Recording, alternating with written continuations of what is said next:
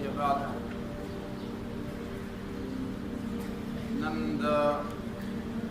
امام اعظم امام ابو حنیفہ رحمہ اللہ بصیرت اور تاریخ باندې خبرې وکړو. امام ابو حنیفہ خپل نوم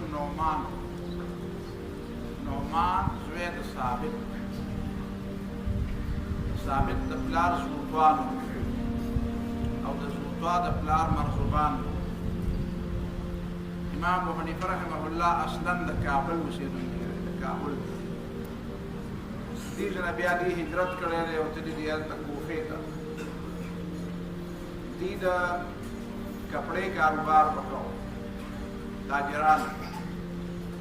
امام ابو حنیفه رحمه الله د کپړې تاجر و، ډېر لوی کاروبار، ډېر زیات مالدار و د تجارت نه مخکې د علم طرف ته توجه راغله او داسې علم ولا الله تعالی ورکړو او داسې کار ته الله تعالی واغستو چې د نورو را روانو خلکو دپاره، اهل علمو دپاره، بلکې د ټول امت دپاره یوه رڼا شوه، یو ډیوه شوه. کوم علماو چې امام ابو حنیفه ته سراج الامت ویلي دي، نو دی بلکل درسته خبره کړې ده. سراج الامه چې دا د امت دپاره داسې دی لکه چراغ، رڼا ده. اختلافات خو د هر چا او د خپلې زمانې او د وروسته زمانې خلک د اهل علمو سره اختلافات لري. دا تماوې د ډېر لوی خلکو سره خلکو اختلافات کړي دي او اختلافات په خپل ځای ټیک ده چې د دلیل په بنیاد باندې نو هغه منل پکار دي. خو د امام ابو حنیفه رحمه الله سره خلکو حسد هم ډېر زیات کړی دی. ابو حنیفه د ابو حنیفه په نوم باندې دی چې مشهور شو، نو هغې مطلب دا نه دی چې حنیفه د ده یا لور وه یا یې زوی و. د ده د زوی حماد نوم و، د ده د استاد هم حماد نوم. حماد د ده مشهور استاد دی چې کوم د حضرت علی رضی الله تعالی عنہ چې کله کوفې ته لاړو، نو کوفې کې هلته هغه یو درسګاه قایمه کړه. دلته داسې ویلی شي چې د هغې محتمم او مدیر او پرنسپل او دا خو حضرت علی رضی الله تعالی عنہ خو صدر مدرس د دغې مدرسې حضرت عبدالله بن مسعود رضی الله تعالی عنہ. حضرت عبدالله بن مسعود رضی الله تعالی عنہ په کوفه کې د آخره پورې پاتې شوی دی. د ده بیا مشهور شاګرد حضرت علقمه رضی الله تعالی عنہ. حضرت علقمه رضی الله تعالی عنہ بیا د عبدالله بن مسعود رضی الله تعالی عنہ دا درس هغه بیا جاري وساته. د حضرت علقمه رضی الله تعالی عنہ نه بعد بیا ابراهیم نخعی، ابراهیم په نوم باندې د حضرت علقمه شاګرد دی، بیا هغه دا درس روان کړی و. دا د عبدالله بن مسعود دا درس دا سلسله داسې روانه وه. او د ابراهیم نخعی نه بعد بیا حماد د امام ابو حنیفه رحمه الله استاد دی او دې ته نه دونه متاثر دی چې د خپل زوی هم بیا حماد نوم ایښودی او د ده زوی حماد هم ډېر لوی عالم دی او د خپل پلار نه ډېر زیات احادیث هم نقل کړي. دې مخکې ورځو کې یو بحث د دې علماو په منځ کې راغلی و چې آیا امام ابو حنیفه رحمه الله د امام مالک رحمه الله نه څه روایتونه نقل کړي دي که نه دي نقل کړي. په هغې کې بیا قول فیصل لپاره هغوی ما ته ویل چې ته خپله خبره وکړه، ستا په خبره زموږ اعتماد دی. نو ما چې ریسرچ وکړو نو پته ولګېده چې حضرت امام ابو حنیفه رحمه الله د بعضې خلکو د وینا مطابق، لکه د شانور شاه کشمیري رحمه الله د وینا مطابق هغه وایي چې 3 حدیثونه امام ابو حنیفه رحمه الله د امام مالک نه نقل کړي. نو د نقل مطلب دا نه دی چې دی شاګرد و، د نقل مطلب دا دی دا ملګري و. کله کله یو سړی په حیثیت استاد د چا نه خبره نقل کوي، کله کله په حیثیت یو ملګری د چا نه خبره نقل کوي. نو دا هغه ملګرتیا وه د امام ابو حنیفه او د امام مالک په منځ کې. امام ابو حنیفه رحمه الله باندې په دې کوفه کې ډېر زیات بد صورتحال راغلی و. ده د دې دواړو بنو امیه و د بنو عباس او د دې دواړو دا زمانه لیدلې وه. د بنو امیه و د آخرنۍ زمانه په دې کې د کوفې چې کوم ګورنر ابن حبیره ډېر ظالم انسان و. هغه امام ابو حنیفه رحمه الله له ډېرې کوړې ورکړې دي، ډېر زیات ظلم یې پرې کړی دی. په سر باندې وله اویا اتیا کوړې به وله په سر باندې، صرف په سر باندې به وله کوړې والي. او مطلب دا و چې ته زموږ د ملک او زموږ د حکومت حمایت وکړه. امام ابو حنیفه رحمه الله د هغه حکومت حمایت نه کوي. آخر کار بیا هغه ابن حبیره ته چا وایي چې ظالمه خو دا امام ابو حنیفه دې شهید کړو، نو بیا به ستاسو د بنو امیه او ټول حکومت به ختمي. بیا ته خو د ځان خپې په خپله خپې په تبر باندې وې. نو بیا یې وایي چې نه ته ته ووایه چې کم از کم څه دومره څه خبره خو وکړي چې ما له خو څه پورته جوړه کړي. نو امام ابو حنیفه رحمه الله ورته سوال جواب ولېږه چې یاره ما ته لږ انتظار وکړه، ته خو ما ته وایې چې قاضي شه، ما ته لږ صبر وکړه چې زه پرې سوچ وکړم. چې هغه بیا سوچ پرې وکړه، نو پرېښود. چې پرېښود نو امام ابو حنیفه رحمه الله لاړ مکې معظمې ته، او بیا 2-3 کاله هلته مکه معظمه کې و. بیا چې کله د دې اقتدار ختم شو نو بیا راغی. بیا د دې بنو عباسو زمانه چې کله راغله، د بنو عباسو په زمانه کې بیا به امام ابو حنیفه رحمه الله باندې ډېر زیاتې سختۍ او تکلیفونه. بیا د هغه مشهور خلیفه چې کوم دی جعفر منصور، ابو جعفر منصور، ته بیا د امام ابو حنیفه رحمه الله نه به یې تپوسونه هم کول، مسلو تپوسونه به هم ترې کول، راغوښتو به هم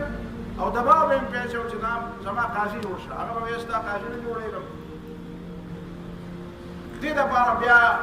هغه باندې به بیا ټوړې لګولې. بیا د هغه په زمانه کې دی بیا د امام مالک رحمه الله خواله تللی دی مدینې منورې ته. مدینه منوره کې ډېره موده پاتې شوی دی. امام مالک رحمه الله په درس کې به ناست او مشهوره واقعه ده، کېدای شي تاسو اورېدلې وي د مخکې نه. امام ابو حنیفه رحمه الله چې ورغی، امام مالک درس کو. چې درس یې کو نو چې دی داسې راغی نوارد و. هغه په درس کې خو به لوی خلک ناست وو، ټول به پېژندل هغه شاګردان. نو امام ابو حنیفه رحمه الله چې راغی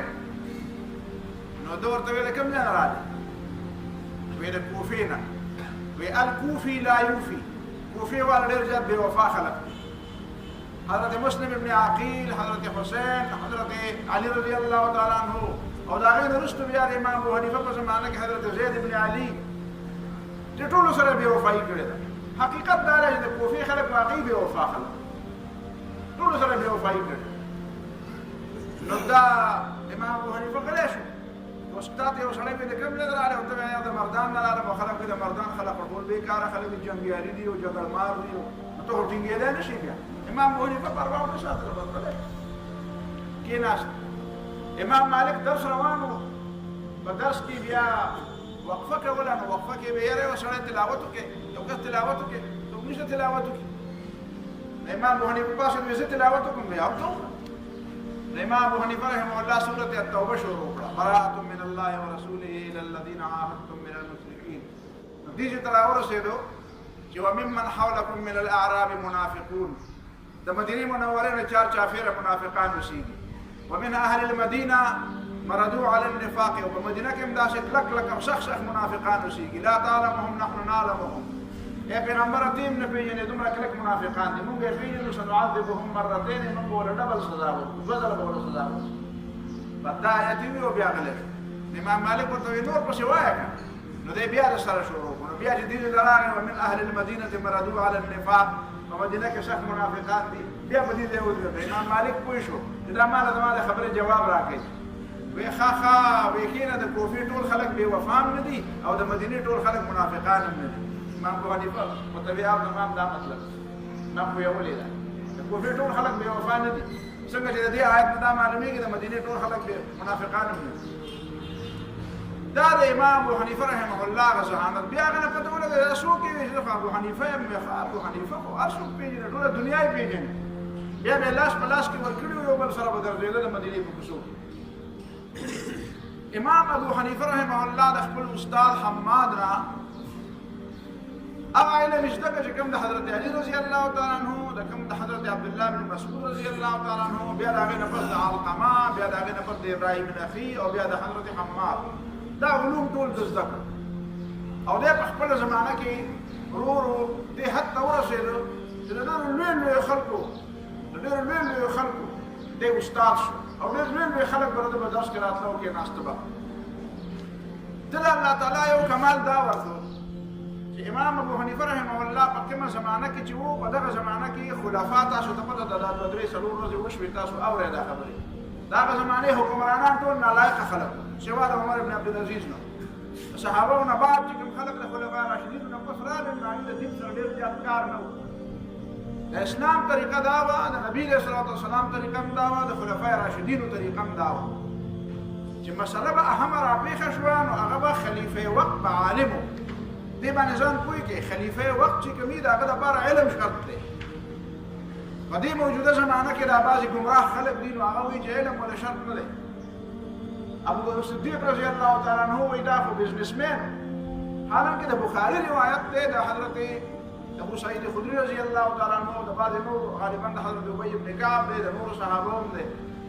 چې وکانه ابو بکر اعلمنا په ټول امت کې د ټولو نه لوی عالم ابوبکر صدیق رضی الله تعالی عنه. ابوبکر صدیق رضی الله تعالی عنه په دې وجه باندې نه دی خلیفه شوی چې د هغه بزنسمین و هغه تاجر و هغه د علم په وجه باندې خلیفه شوی. خلک عام طور باندې علم دې ته وایي چې چا نه ډېر زیات حدیث نقلي.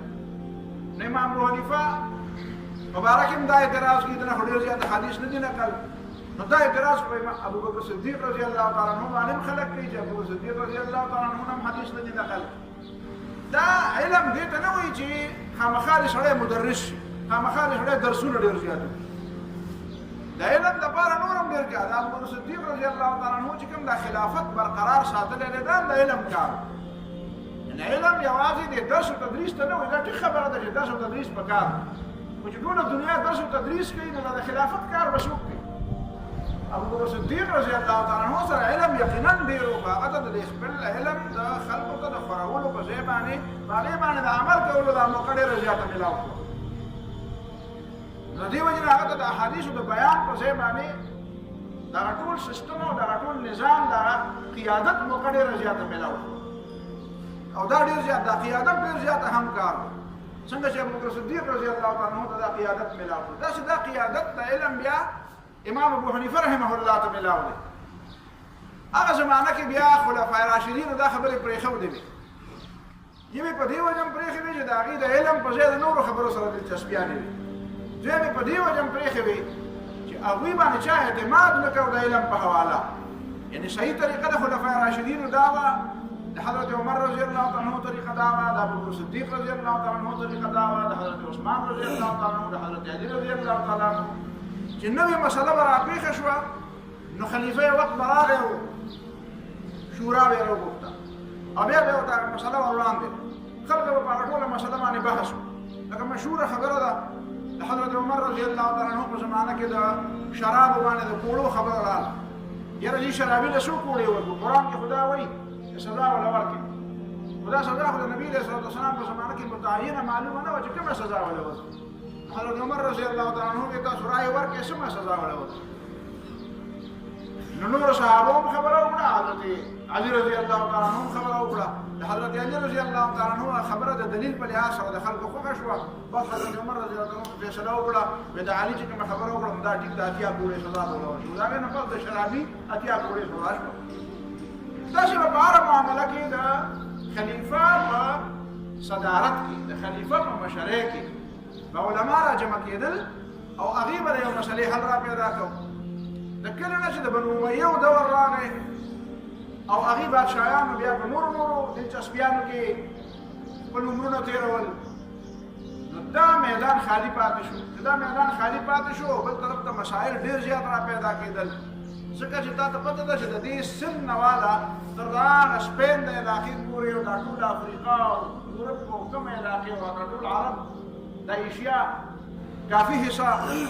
دا ټولې په اسلامي قلمرو کې راغلې. ظاهره خبره ده چې نوي مسایل را پیدا کېدل. نوي د تجارت د کاروبار او د قوانینو د ضوابطو د ژبو مسایل د سفر مسایل د تجارت او د کاروبار مسایل د میراث مسایل د نوو ځمکو مسایل د عدالتونو د دایره اختیار مسایل د اسلامي حکومت د دایره بې شمېره مسلې دا نوې را پیدا کېدي. او دې کې به د هر سړي انفرادي رایه وه. نو ظاهره خبره ده چې انفرادي رایه خو سړی ضروري نه دی سړي انفرادي رایې ته هر سړی غوږ کېږي. پکار خو دا وه چې دا خلیفه داسې اهل وی او داسې لایق وی او داسې قابل وی او داسې عالم وی چې د هغه په قیادت کې چې کومه مسله راغلې وي چې خلکو په اعتماد وي. د خلیفه په مسلو باندې خلکو اعتماد نه و. په دې ځای کې امام ابو حنیفه رحمه الله تعالی دا خبره کلیک کړه او دا خبره ورته دماغو کې واچوله. او دا د امام ابو حنیفه ډېر لوی کمال دی چې هغه اجتماعي اجتهاد یو میدان ګلاو په ځای د دې چې حکومت دا کار کړی وی او حکومت نه کوو او د هغې ضرورت و. نو امام ابو حنیفه رحمه الله د څلوېښتو یا د شپږ دېرشو کسانو یو کمیټي جوړه چې په هغې کې کم نه کم 36 کسان او زیات نه زیات 40 کسان دا لوی اهل علم په هغې کې امام ابو حنیفه رحمه الله په خپله د هغې تذکره کوي وایي زما د مجلس چې کوم اهل علم دي تاسو ته پته ده دا څوک دي وایي په دې کې 26 کسان چې دي 26 کسان دا باقاعده د قضا اهل د قضا په دې کې 2 علما داسې دي چې هغه مفتیانو ته او قاضیانو ته تربیت ورکولی شي چې قاضیان او مفتیان تیار کړي په دې کې 6 کسان داسې دي چې هغه باقاعده افتاء کولی شي هغه نه یوازې په یوازې ته تپوس کوي نو هغه د دې خبرې اهل دی چې دا فتوا ورکړي نن سبا زمانه کې خو بې شمېره خلک دي لګیا دي فتوا په دې عربي عبارت باندې پوهېږي هم نه خو فتوا به ورکوي هغه زمانه کې امام ابو حنیفه داسې زبردست د خپلو ملګرو دومره جانچ پړتال امام ابو حنیفه رحمه الله کړی و چې ورته دا معلومه وه چې په ګوته شمارلي 26 کسان یې مقرر کړو وایي دا قاضیان جوړېدی شي 6 کسان یې مقرر کړو وایي دا مفتیان جوړېدی شي 2 کسان یې مقرر کړو وایي دا د مفتیانو او د قاضیانو استادان جوړېدی شي چې قاضیان او مفتیان تیار د امام ابو حنیفه رحمه الله طریقه دا وه چې یو مسله به نوې راغله هغه مسله به یې د علماو ته پیش کړه پنځه یې وایي دې مسله کې ستاسو څه رایه علماو لیکلي دي چې کله کله به په یوه مسله باندې 3 ورځې 4 ورځې حتی کې کله کله به یوه میاشت په یوه مسله باندې بحث روان امام ابو حنیفه رحمه الله ورته ډډه لګولې وه اول به یې د خپلو خلکو رایه ویل وایه ته څه وې او بیا چې به امام ابو حنیفه خپله خبره شروع کړه نو تا به وایي چې په دې مجلس کې څوک شته نه چې علم ورسره وي خلک داسې تللې خبرې به وکړي د هغې نه بعد باب چا وي چې د واقعي د مسلې هر پهلو واضح د هغې نه بعد بیا وي چې زما د دې مسلې سره څوک اختلاف وي نو ووایه نو بیا به درته یو کس راپاشي دی وایي یاره جي زما او د فلانکۍ مسلې سره دا اختلاف دی په هغه زمانه کې دا مسله وه چې ټول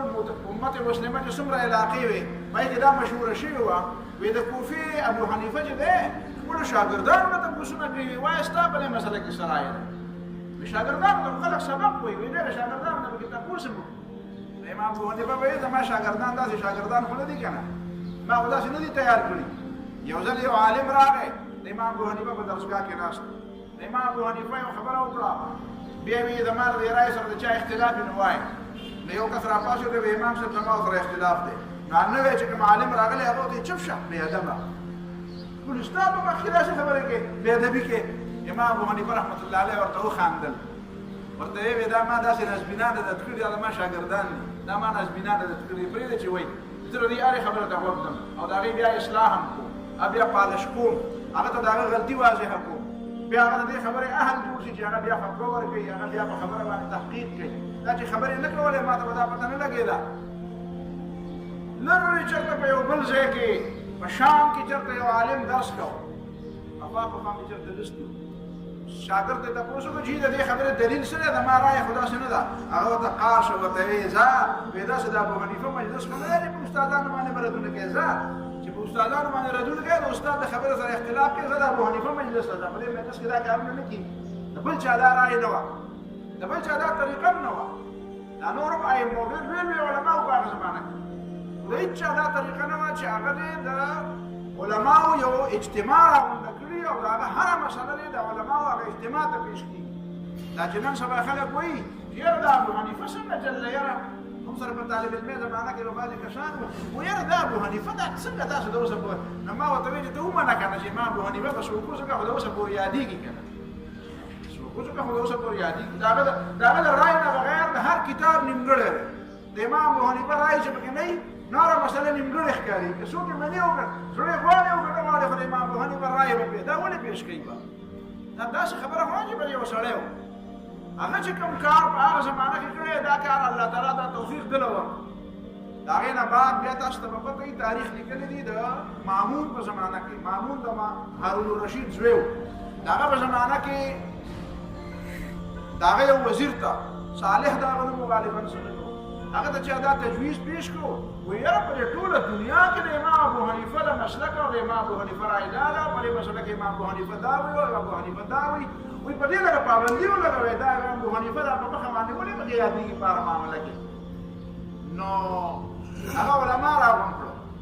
هغه وزیر صالح چې و هغه علما راغونډ کړو علما راوړو یاره ما دا چا دا مشوره راکړې ده چې د امام ابو حنیفه په آراء باندې او د په فقه باندې پابندي ولګي په هر ځای کې خلک امام ابو حنیفه یاد دي څه مطلب علما ولدا راي ورکه حنکه علما یوازې د امام ابو حنیفه شاګردان نه وو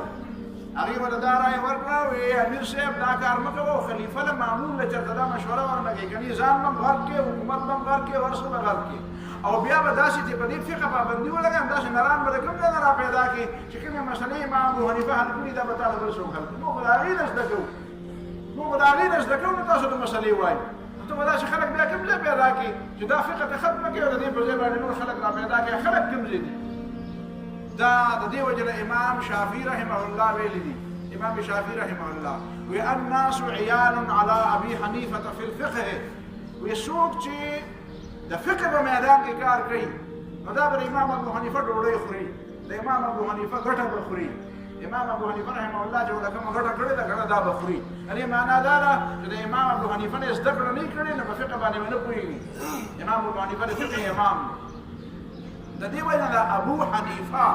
دا کونیت ولا چا ورکړ دا ولا عام دنیا ورکړ ابو حنیفه معنا څه ده ابو الملة الحنیفیه دا هغه ملت حنیفیه ملت حنیف مونږ قرآن وایي که نه ملت ابیکم ابراهیم حنیفه د دې ملت بابا دی بابای ملت حنفیه بابای ملت د دې معنا د ابو حنیفه معنا دا ده بابای ملت حنفی د اسلام د علمي لحاظ سره د اسلام د دې ملت او د دې دین بابا دی یعنې د دې ماهر دی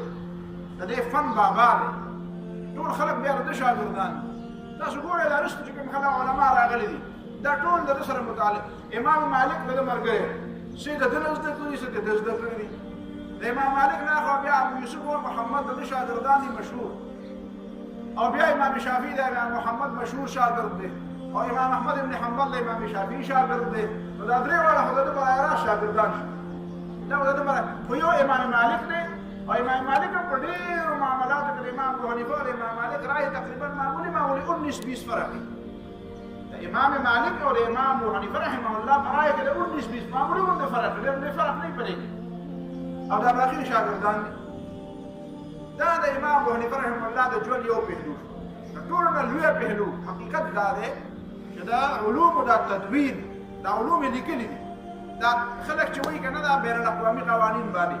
ورس دې څه شعر دا چې کوم جرم خایل دغه والا هالند والا چې خلک وایي دا په 1600 صدۍ کې د بین الاقوامي قوانینو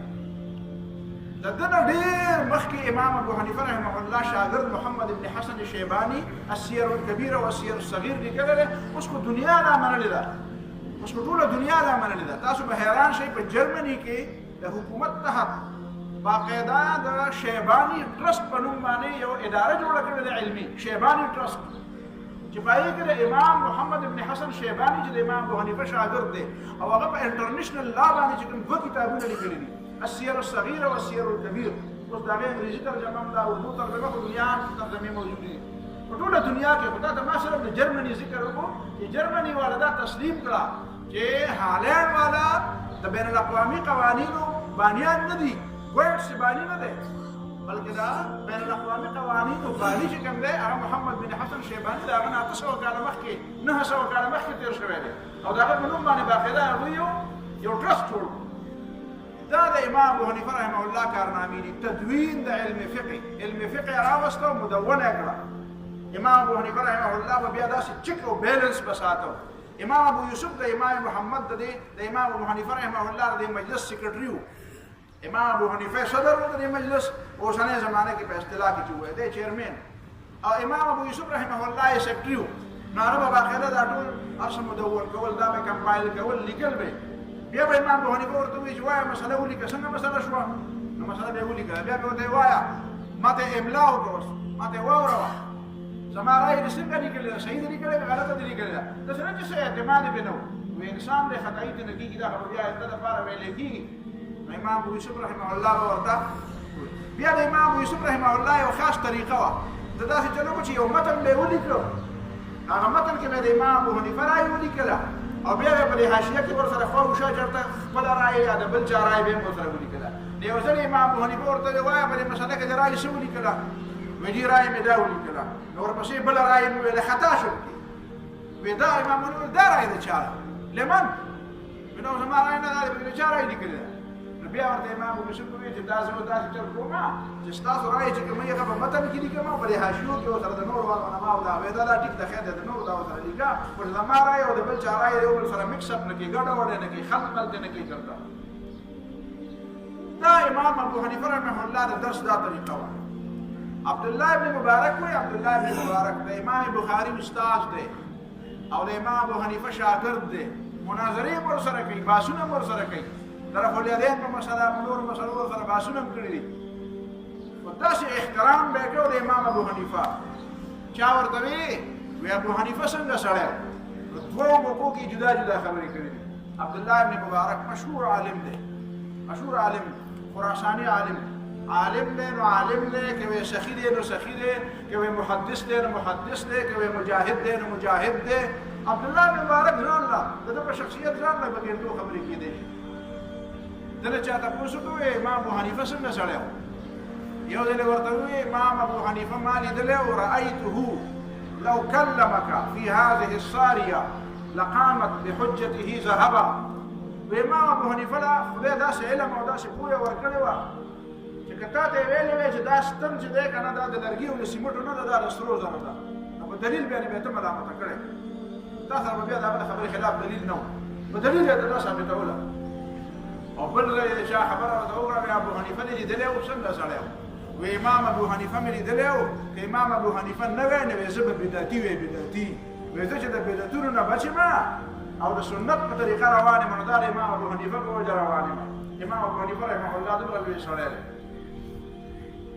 شاګردانو سره به ډېر زیات تعلق ساتو ډېر زیات تعلق به ساتو دا دویمه پهلو ده د هغه بیان د سخاوت پهلو شاګردانو سره دومره سخت تعلق و چې د امام ابو یوسف رحمه الله غریب و امام ابو یوسف رحمه الله غریب د ده د کور ټوله خرچه د ده د مور او پلار د خویندو د ودونو د ده د ټوله خرچه یو ځل د ابو یوسف رحمه الله امام محمد ابو حنیفه په مجلس کې ناست دی مور یې ورپسې راغله ویې بچي راپاسه که نه دا کارونه به ته چې دیاړي ونه کړې نو ډوډۍ به څنګه خورو ماښام او بیا امام ابو حنیفه ته وی بوډا سړیه ما لهذا الصبي فساد غیرک وی زما دا ماشومان دی خراب زه هلته په مزدورۍ نه ډېږم او هغه دلته راځي ته ورته وایي زه دلته سبق وایم نو دا به مزدوري دی که دا به سبقونه وایي امام ابو حنیفه رحمت الله علیه ورته وی یا مې یو خبره درته ونه کړم وی څه وی ستا د دې کور څومره خرچه ده او دا بچی څومره پیسې ګټي وی دی دومره پیسې ګټي وی دا دی چې څومره پیسې ګټي دومره پیسې به زه روزانه درکوم ستا د کور چې څومره خرچه ده دا هم به معاش وه خو دا بچی د سبق نه مو باسه دا ډېر ذهین ماشوم دی او دا ډېر د کار سړی دی دا مزدورونه نه دی پیدا ګوره مردم شناسي دې ته وایي ښه چې سړی څوک پېژني دا ماشوم یې پېژندلی و نو امام ابو یوسف څومره سوی عجیب انسان دی نو هغه امام ابو یوسف خرچه یې ټوله برداشت کړه امام ابو یوسف وایي تر آخره عمره پورې زما د کور ټوله خرچه به د امام ابو حنیفه ده او بیا به ورسره اختلاف هم کوم دا ګوره خلافت لی ابو یوسف یعنې داسې تربیت بیا د امام د خپلو شاګردانو کوم دا نه چې که نه زه تا له خرچه درکومه نو زما د رایې سره به اختلاف نه کوې دا مطلب نه نه علم خو درته زه خو درته علم ښیم علم در سره یې نو زما د رایې اختلاف وکړه ما رایې سره اختلاف وکړه په دې زمانه کې که ته په چا باندې خرچه وکړې او ستا سره اختلاف کې ته زما له خورې زما ده ما سره دا اختلاف هم کې امام ابو حنیفه دا کار نه کوي د هغه تربیت به یې کوي بیا یو وخت داسې راغلی امام ابو یوسف رحمه الله بیمار شو امام ابو یوسف رحمه الله بیمار شو نو امام ابو حنیفه رحمة الله علیه تپوس له لاړه چې تپوس له لاړو نو چې ویې کتل ډېر زیات بیمار و نو امام ابو حنیفه رحمة الله علیه ملګرو ته وویل الله تعالی دې دا سړی نه ضایع کوي که دا سړی څه شو که نه نو ډېر لوی علم به خراب شي ځکه چې موږ د خلکو ته ګورو نو که د دې سړي دپاره دعا وکړې چې الله تعالی دله صحت ورکړي که دا سړی ضایع شي نو ډېر علم به ضایع شي نو خلکو خبره واورېده بیا امام ابو حنیفه رحمة الله علیه په درس کې ناست و امام ابو یوسف رحمة الله علیه به نه راته درس له امام ابو حنیفه رحمة الله علیه تپوس وکړه هغه ابو یوسف درس له نه راځي څه چل دی چا ورته ویل چې هغه جوړ شوی دی ښه شوی دی او بیا هغه لګیا دی ځان له په یو ځای کې درس جوړ کړی دی ځان له خپله مدرسه او درس یې قایم کړی دی ښه د امام ابو حنیفه رحمة الله علیه رایه دا وه چې استاد تر څو پورې ژوندی نو خیر دی ته ځان له درس کې نو کوه خو د استاد د درس نه به جدا کېږي نه امام ابو حنیفه رحمة الله علیه 18 کاله د خپل استاد حماد په درس کې ناست دی پوره 18 کاله زموږ د اوسنۍ زمانې طالب علمان چې اته کاله سبق وایي بیا وایي زما زموږ استاد دی مردان کې اوس هم شته الله دې ښه لري هغه پنډۍ کې د خپل استاد خبره کوله وایي چې زموږ د دورې طالب علمانو بخاري مې ویلی نو شاګرد مولانا عبدالرحمن مینوي رحمت الله علیه یاد وایي هغه نه تپوس وکړو شاګرد نه تپوس وکړو یو حدیث مبارک نو وایي هغه نه ورته نو استاد ورته قار شو غوسه شو ورته نو وایي دا شاګرد ورته وایي چې مولوي صاحب خو یو څلور میاشتې پس خو به زه هم دوره وکړم او سند به والم خو بیا ستا او زما په منځ کې څه فرق دی زه به مولای او ته به مولای بېوقوفه و که نه چې بس ما سند واخېسته نو به ته عالم شې او زه عالم عالم او د عالم په منځ کې خو ډېر فرق وي عالم او د عالم په منځ کې خو ډېر فرق نو استاد سره به دی ناست نو د ده رایې دا وه چې استاد تر څو پورې ژوندی نو پکار ده چې شاګرد د هغه سره رابطه ساتي هغه سره رابطه کټ کوي نه دی د ځان لپاره نه وی دی د امام ابو یوسف لپاره وی چې د ده لپاره ښه ده چې چل یې ورسره وکړه یو شاګرد راوغوښته ویې راشه داسې چل وکړه شپږ مسلې ورته بیان کړې شپږ واړه به زه اوس بیان کړی شم که بیان نه کړی شم شپږ مسلې ورته بیان دا الاشباه والنظائر د علماو ته ویل الاشباه والنظائر د امام ابن نجيب حنفي ابو حنیفه څخه وصیتونه نقل کړي دي د امام ابو حنیفه څخه بعضې خویونه نقل کړي دي امام ابو حنیفه رحمت الله علیه به یو خوی دا و وی چې په بازار کې په خپله سودا مه کوه ښه خپلو شاګردانو ته مې وي په بازار کې په خپله سودا مه کوه نو ما چې اول دا ولوستو نو زما ذهن کې دا وه چې یاره دا سودا ولې مه کوئ دا سودا کول څه دومره ګناه کار خو نه دی بیا وروسته پرې پوه شوم چې اوهو د امام ابو حنیفه رحمت الله علیه مطلب څه دی د هغه مطلب دا دی چې ته خو غټ مولوي صاحب یې چې ته سودا کوې نو ته چې به د چا سره یو سړی به په نرخ کې تا سره زیاتې کوي بیا به ما په خپله داسې راغله زه پوه شم چې ښه دا دوکانداران هلکه خفه کېږه نه د دوکانداران په کې خیر داسې خبره نه ده ټول یو شانتې خو نه وي نو دوکاندار کله کله چې په دې پوه شي چې دا سړی خو چیر په دې وجه نه کوي چې دا خو ښه سړی دی نو ما ته په خپله یو ځلې ما ته یاد دي داسې دوکاندار چې زما سره بلکل ما نه به قرآن درس او داسې به راته ناست و چې شپې به هم راته چاپي کولې نو زه ورله ورغلم ما ته تپوس وکړم ما یاره یو دوه مزېداره جوړۍ یخني ده ما یو دوه جوړې راله راکړه یو والد صاحب لاله ما یو به ځان له واله نو چې کومه جوړه عامه په 400 550 400 باندې کېده هغه یې ما له په 750 روپۍ باندې راکړه په 750 روپۍ یعنې د نورو خلکو نه هم راله 200 روپۍ او دا د 15 کاله مخکینۍ خبره ده د نورو خلکو نه هم راله ځکه چې هغه ته دا پته وه چې دی خو په ما اعتماد کوي او ما سره چېرې نو زه په دې پوه شم چې ښه امام ابو حنیفه رحمت الله علیه چې ویلي وو چې په خپله سودا مه کوه نو دې معنا دا ده چې که ته چېړ کړې نو خلک به درته ګوري چې ګوره هغه د مولي صاحب د یو په 2 روپۍ باندې نښتی دی د سړي سره او کله کله پکې داسې دوکاندار مې ما ته یو ځل داسې یاد دي مردان کې کلي کې علاقې سپلی مې اخېستې نو دوکاندار نه مې سپلی اخېستې نو په یو 10 روپو باندې دغه شو ما به یاره دا 10 روپۍ پکې زیات دی دا پکې کم دی نو هغه وایي نه بیا ما ته وایي ته څه کار کوې مې زه خو درس کوم وایي زه به 10 روپۍ تا ته پاتې مې والله که ودغه 10 روپۍ چې څومره دې ویلې دا به ډېرې ما ته ولې داسې ما وایي زه په 10 روپۍ باندې علم تا نه در کوم زما د علم د 10 روپو دی ما وایي چې 1 کروڑ روپۍ راکړه یو د یو ټکي د یو لس ترجمه در نه در کوم دروغ یې کړې ونه وایي نه نه ما خو ستا قدر وکړم قدر خبره نه ما قدر درته ما نه ویلې هغه سودا ده سودا ده په کمه په زیاته باندې د مساومه وایي په عربۍ ژبه کې زما به یو نرخ زړه نه مني نو بیا ما ته نه راکړې مه راکړه دا مه وایه چې ته مولوي صاحب یې نو دا خیر دی دا 10 روپۍ زما مولوي صاحبي ته په 10 روپۍ باندې ما ته حسابې امام ابو حنیفه به دا وي بهرحال دا شاګردانو ته به یې نصیحتونه کوي دا کوئ دا مه کوئ طریقې به یې ورته ښودې نو په هغې کې دا نصیحت دی نو شپږ مسلې ولیکلې نو امام ابو یوسف ته وی اول به دا تپوس وکړي ویل امام ابو یوسف درس له ورشه وی تپوس ته وکړه چې مولوي صاحب دا راته ووایه چې دا مونځ چې شروع کېږي نو دا په فرضو شروع کېږي که په سنتو شروع کېږي د فرضو نه شروع کېږي که د سنتو نه تاسو څه خیال دی مونځ ته چې نیت الله اکبر وی نیت چې ته تړې نو مونځ د سنتو نه شروع کېږي که د فرضو نه نو وی چې هغه درته وایي چې د فرضو نه نو ورته وایي چې غلط دی وي که هغه درته وایي چې د سنتو نه نو وایي غلط دی وي نو چې وله ورغې وی ابو یوسف صاحب مسلې تپوس کوم وی څه مسله ده وی دا راته ووایه مولوي صاحب چې دا مونځ د فرضو نه شروع کېږي که د سنتو نه نو امام ابو یوسف ورته وایي د فرضو نه الله اکبر فرض دی وی غلط دی نو وی زه د سنتو نه نو ځکه چې لاس اوچتول سنت دي وی غلط دی نو وی بیا وی دا د فرضو او د سنتو په یو ځای شروع کېږي الله اکبر او لاس په یو ځای اوچتی داسې نه چې الله اکبر او بیا لاس داسې کړي او یا لاس داسې کړي او بیا الله اکبر نه الله اکبر لاس اوچتول او الله اکبر به دواړه یو ځای وي امام ابو یوسف صاحب په غلا شو چې دا کار خراب هم ته ښکاري سړی خو پوه دی او ما بیا ورته وی یو بله خبره درته کوم هغې ته مسألة القصار وایي د دوبي مسله وایي یاره مولوي صاحب دوبي له مې جامې راوړي چې دا راله وینځه نو مثلا په اتانې باندې په 1 روپۍ باندې جوړه وینځله ښه جي بیا چې راته وایي چې بله ورځ راشه در به یې کوم چې 2 ورځې 3 ورځې پس دوبي له ورغلم نو ما دوبي ما ته ویلې ستا جامې خو ما سره نشته تا خو ما له جامې نه دي راکړي نو منکر شو پرې جامې رانه غصب کړې چې غصب یې کړې بله ورځ یې بیا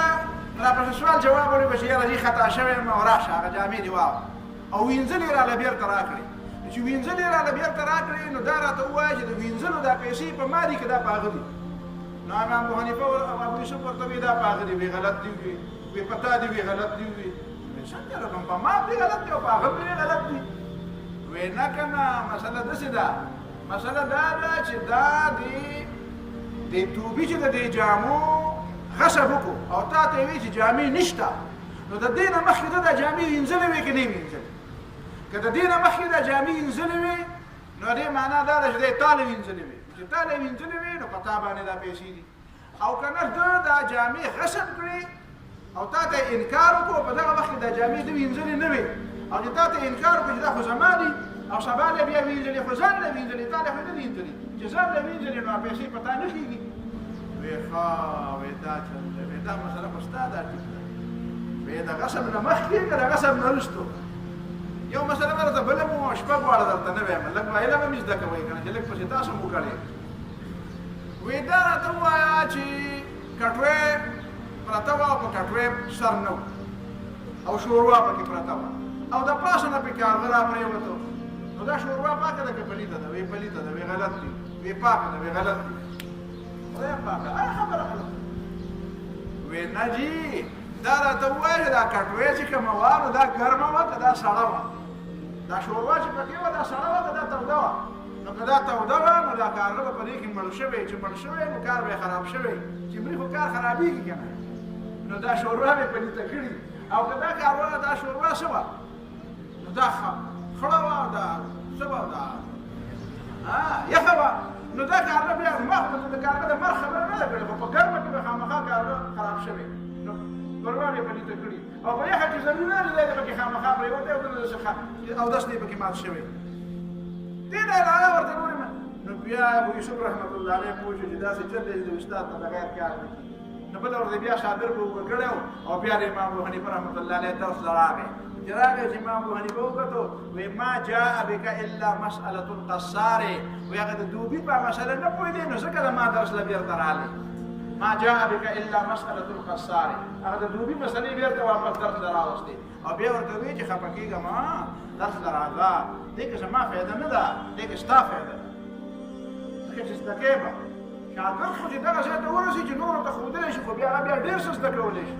موږ به کله کله سوچ کوو د استادانو خبرې چې په هغه وخت کې موږ اورېدلې وې نو یو شان به پرې پوه چې اوس یې اورو بل شان ته پرې پوهېږو وایي چې ښه دا خبره خو موږ اورېدلې وه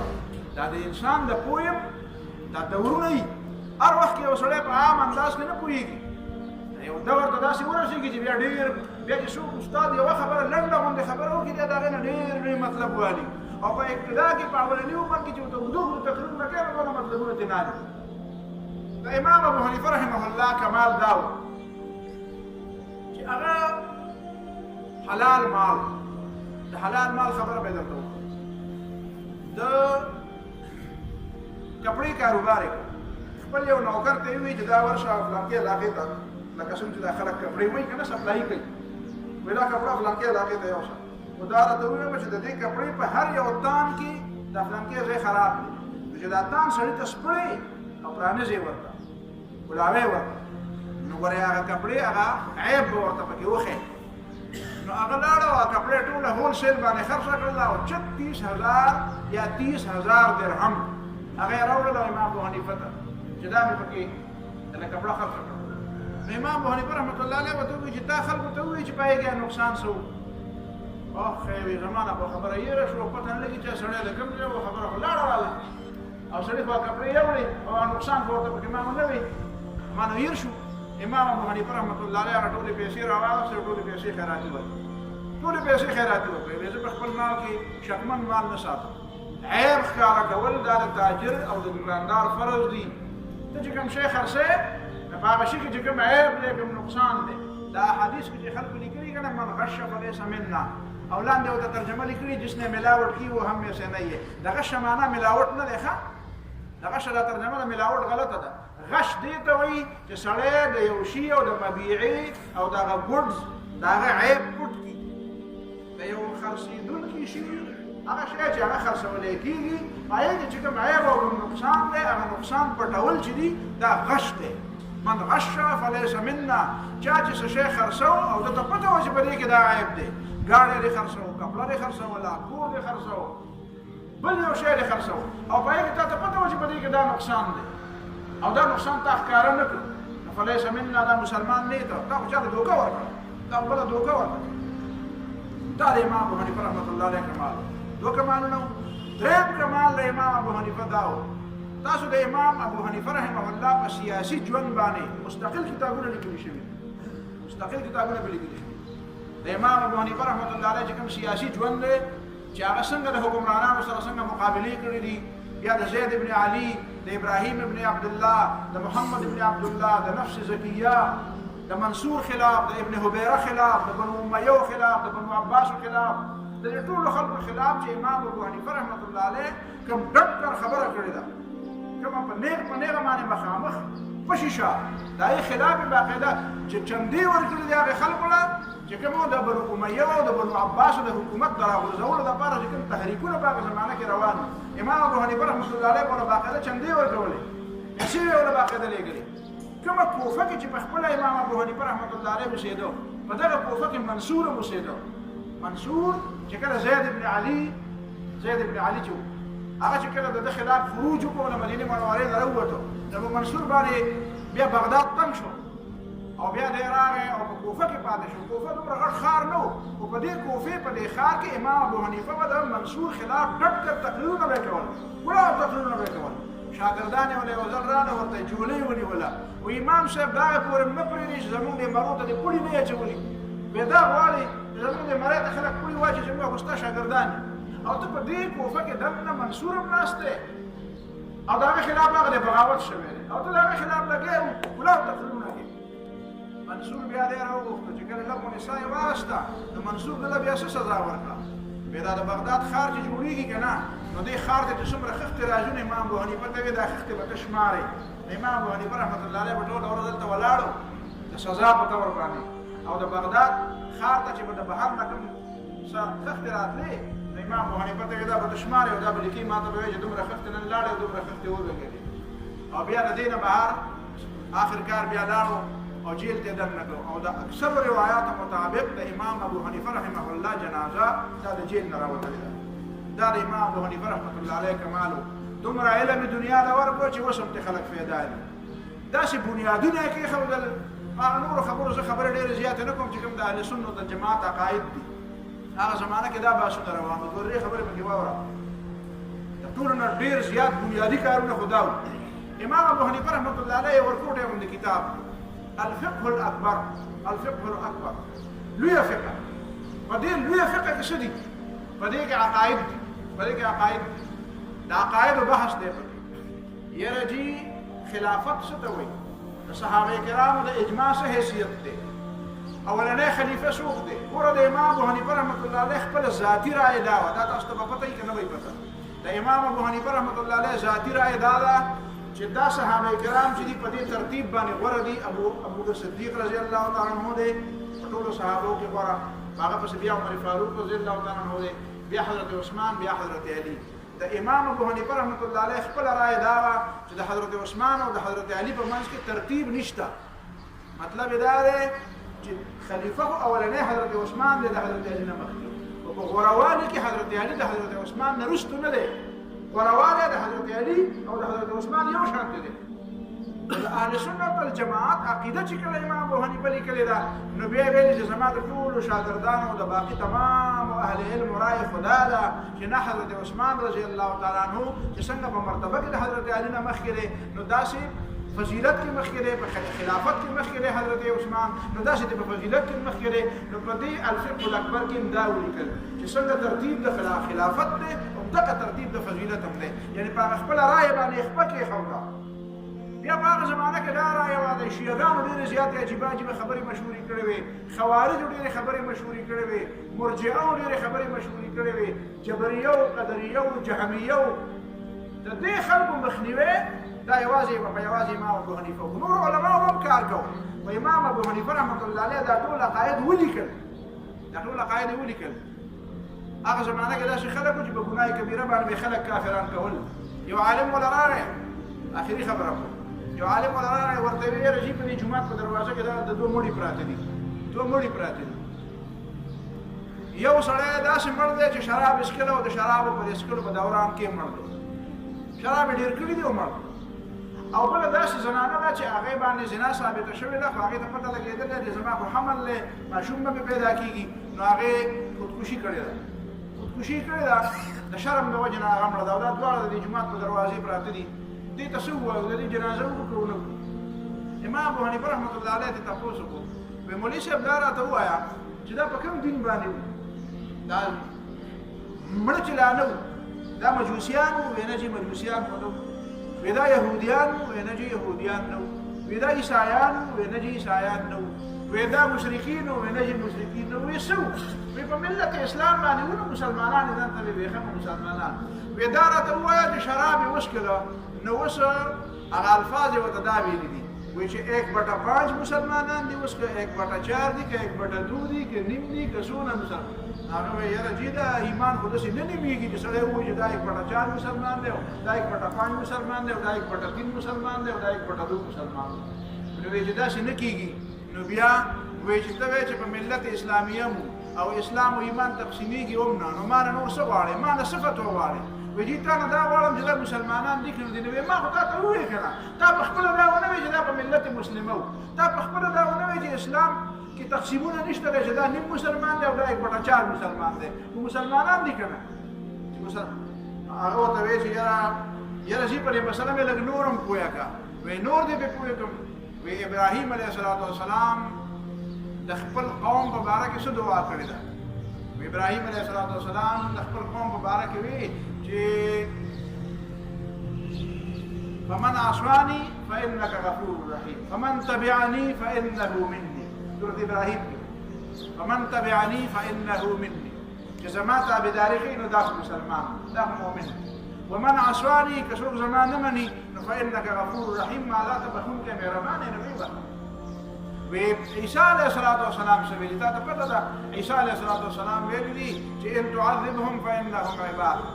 که عذاب او سزا ولا ورکې خو ستا بندګان دي. وان تغفر لهم فإنك أنت الغفور الرحیم، او که ته بخښې نو په تا څوک زور نشي کولی، ته خو بخښونکی مهربان یې. نو وایي داسې خبرې ولې نه کوې چې هغه دپاره خامخا د سزا او د ګناه او د عذاب ذکر کوې؟ نو دا قرآن خو موږ ته د دې دپاره راغلی دی که نه؟ د ابراهیم علیه السلام په شان خبره ولې نه کوې؟ او د عیسی علیه السلام په شانتې خبره ولې نه کوې؟ نو هغه سړی پاڅېدو، وایي ابو حنیفه تا له دې الله ډېر لوی اجر درکړي، ته خو خلک د تیارو نه وباسې، ته خو خلکو له رڼا ورکې، ته خو د خلکو د سمې، ته خو خلکو هغه کنفیوژن او د خلکو هغه شکونه او هغه شبهې ختمې. نور خلک خو خلک په شبو کې ورچوي، دا خو زما ذهن صفا. او بیا لاړو خلکو ته یې وایي دا مسلمانان دي، شا به جنازې وکړي او د دې دپاره د بښنې دعا وکړي. بیا به امام ابو حنیفه رحمة الله علیه نه چا تپوس وکړو، وایي په دې ګناهونو باندې خلک د اسلام نه وځي. هغه وایي چې په کوم شي په اسلام کې دننه شوی دی که هغه شی نه وي نو بیا به د اسلام نه وځي. په اسلام کې را دننه کېږي په څه؟ په عقیده او په ایمان. نو وایي وځي به هم ته په بېایمانۍ. نو چې څو پورې دغه عقیده ده نو چې کوم شي اسلام کې را دننه کړی دی نو که هغه شی بیا نه نو د اسلام نه به وځي، او چې هغه شی شته نو د اسلام نه ته وباسه نه. په دې وجه باندې کوم خلک چې هغه ګناهګار دي نو ګناهګار دی، د دې باوجود دا مؤمن دی. ګناهګار دی او د دې باوجود مؤمن دی. دا العقیدة الطحاویه. بیا امام طحاوي رحمه الله چې دا حنفي عالم دی، د بیا د دې شرح کړی ده باقاعده، او هغه په هغې باندې باقاعده بیا مختصرا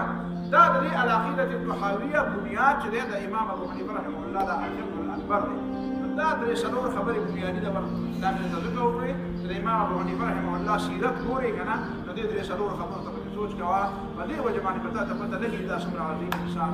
ربنا تقبل منا انك انت السميع العليم وتب علينا